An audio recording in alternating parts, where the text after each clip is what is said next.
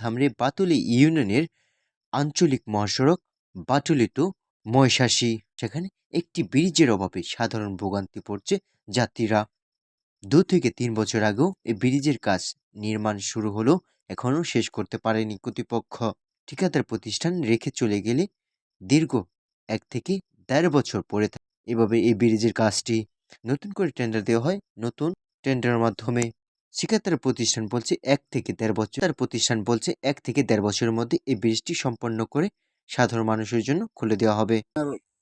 কমসে কম আপনার 1 বছর লাগবে। 1 বছরের ভিতরে মনে হয় আমার যতটুকু সম্ভব মানুষের ভোগান্তি কমবে। অনেকদিন ধরে বন্ধ ছিল, এখন নতুন করে টেন্ডার পেয়েছি, পাওয়ার পরে এখন আমরা কাজ শুরু করছি। আমাদের রাত দিন 24 ঘন্টা কাজটা চলতেছে। আমরা 1 বছরের ভিতরে আল্লাহর রহমতে এই এলাকার মানুষের ভোগান্তি করে দেবো। সাধারণ পথচারীরা বলছেন অতি শীঘ্র যদি এই ব্রিজটি খুলে দেয় সুফল পাবে সকল মানুষই। ধামরাই থেকে সাইফুল ইসলাম, ডিএসডি নিউজ।